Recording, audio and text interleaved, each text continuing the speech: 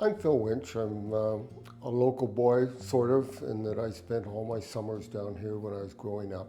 And family's been in the area since 1913, so I guess I kind of grew up in White Rock more than anything. Worked odd jobs while I was doing passionate things that I wanted to do. Then, somewhere about 25, I thought, oh, maybe I should actually pick a career. But I know what I'll do. I've always been a sailor, so I'll join the Navy.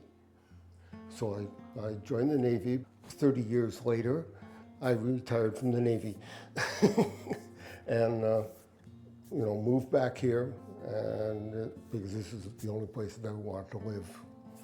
So out of the Navy and looking for something to do. And first hobby was building remote control sailplanes.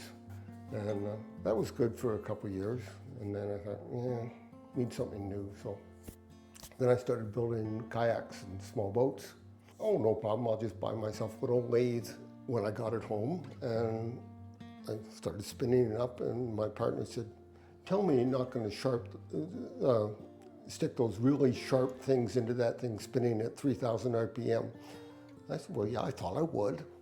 And she said, yeah, I think we're going to send you for classes.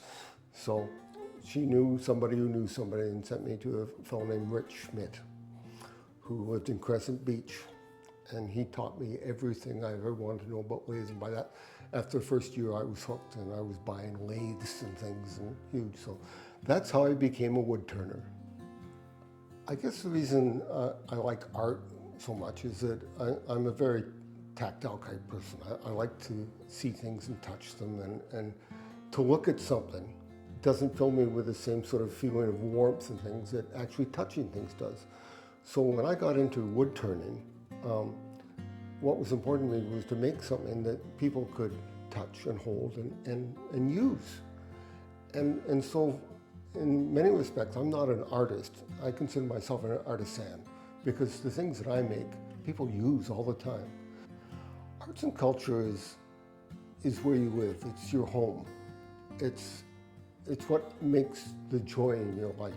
You've got to have something that gives you a bit of passion, something that you really like doing or like seeing, or yeah, it just gives you that warm feeling.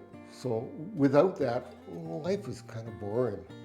Generally just sell from my home, and I still have the website, but most of my business are walk-bys of my house on the hump here, or friends of friends, or people who bought from me before. And realistically, I don't make things to sell.